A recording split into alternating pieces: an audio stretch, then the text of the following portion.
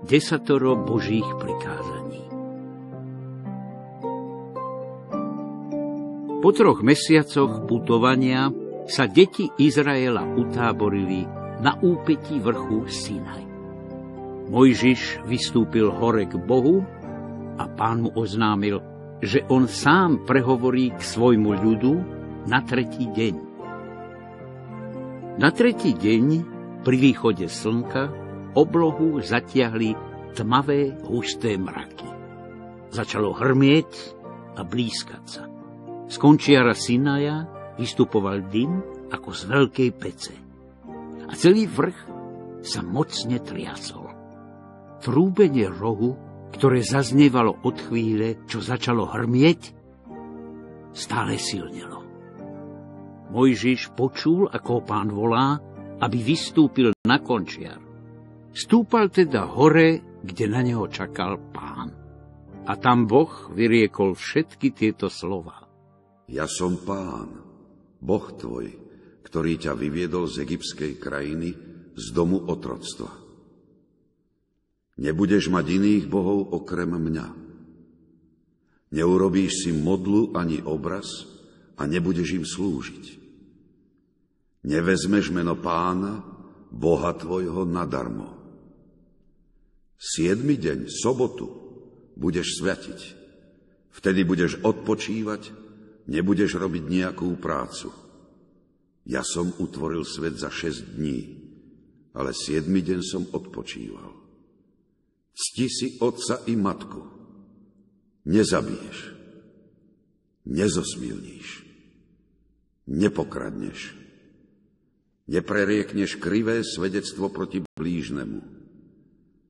Nebudeš túžiť po ničom, čo patrí tvojmu blížnemu.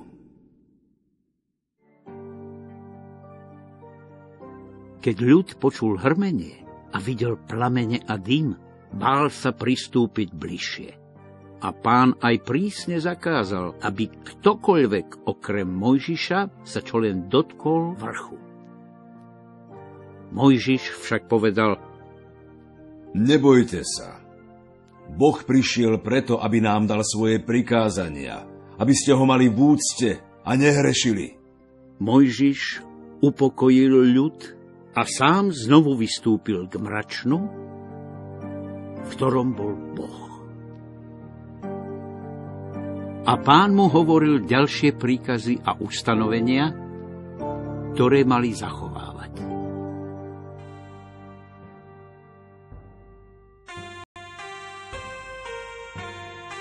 Zlaté teľa. Keď sa Mojžiš dlho nevracal, obklopili všetci Árona so slovami: Urob nám Boha, lebo nevieme, čo sa prihodilo Mojžišovi. Áron súhlasil. Prineste všetko zlato, čo máte, a urobím, čo odo mňa žiadate. Poznášali teda svoje zlaté predmety a Áron ich roztopil a ulial zlatú sochu telaťa. Pred sochu postavil oltár a ľud sa modlil k zlatému telaťu. Prinášal mu obety, tancoval a zabával sa pred ním. Vtedy Boh, hľadiac z vrchu na svoj ľud, povedal Mojžišovi: Pozri, ako rýchlo zabudli na moje prikázania. Teraz pocítia môj hnev. Mojžiš prosil Pána, aby im odpustil. Vyviedol si svoj ľud z Egypta, len aby si ho teraz v hneve zmárnil. Pán oľutoval, že chcel ľudí potrestať. A poslal Mojžiša späť s 2 kamennými tabuľami, na ktorých boli vyrité Božie prikázania. Keď sa Mojžiš blížil k táboru Izraelitov, počul hlasný smiech i hudbu a videl dymiace obetné ohne. Napokon uzrel aj zlaté teľa a opitý tancujúci dav. A Mojžiša schytil taký hnev, že obe tabule, ktoré mal v rukách, roztrieskal. Schmatol aj zlaté teľa a spálil ho v ohni. Obrátil sa k Áronovi a vyčítal mu: Ako si to mohol dopustiť? A k ľudu, čo sa zhromaždil pod táborom, vážne prehovoril: Tí, čo veríte v Pána, Boha Izraela, pristúpte ku mne. Muži z kmeňa Léviho sa zhromaždili okolo Mojžiša. Ostatní ostali stáť na svojich miestach. Mojžiš povedal mužom okolo seba: Teraz prejdite táborom a mečmi usmrťte každého, kto vám príde do cesty. To je Božia vôľa. Tej noci zahynulo mečom vyše 3000 mužov. Nasledujúci deň sa Mojžiš znova vydal k Pánovi prosiť o odpustenie za hriechy ľudu. A Boh sľúbil: Pošlem vám anjela, ktorý vás dovedie do zasľúbenej krajiny. Ale v deň, keď tam prídete, potrestám vás za vaše hriechy. Zasľúbená zem.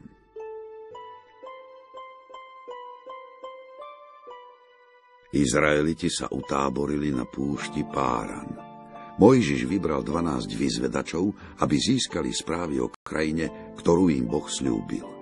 Tí sa po 40 dňoch vrátili s rukami plnými hrozna, fík a granátových jablok. Je to naozaj bohatá zem, povedali Mojžišovi a Áronovi. Tečie mliekom a medom, no ľud, čo v nej býva, je mocný a žije v opevnených mestách. Ťažko ho premôžeme. Kaleb z Júdovho kmeňa Júda však chcel dobiť túto krajinu, lenže ostatní vyzvedači sa báli a klamali Izraelitov. Presviečali ich, že v Kanáne videli obrov, voči ktorým boli oni len kobylky. A oni chceli ukameňovať Mojžiša s Áronom, že ich priviedli do nešťastnej krajiny. Iba na Pánov zásah sa spamätali. S týmto priečným a vrtkavým ľudom putoval Mojžiš púšťami 40 rokov. Áron už zomrel a aj Mojžiš cítil, že Pán ho čoskoro vezme spomedzi Izraelitov. Dal si preto zavolať Jozueho a povedal mu: Som starý a nikdy nedôjdem do Kanánu. Ty povedieš tento ľud. Buď na nich prísny, ale dobrého srdca. A neboj sa, lebo Boh bude s tebou. Potom Mojžiš dal napísať pieseň pre Izraelitov, čo s nimi bude, ak sa odvrátia od Pána. Pieseň dal položiť k boku archy zmluvy, zlatej skrinky, kde boli uložené 2 tabule s Božími prikázaniami. Potom Mojžiš požehnal ľud a vystúpil na vrch Nebo. Odtiaľ mu Pán ukázal celú zasľúbenú zem od Gádu až po Dan, celý kraj Júdu a more, územie v údolí Jericha. Na vrchu Mojžiš zomrel a tam je i jeho hrob. A deti Izraela nikdy viac nemali proroka rovného Mojžišovi, odvážneho, verného Bohu, zástancu svojho ľudu. Mojžiš bol ten, ktorý stál tvárou v tvár Bohu.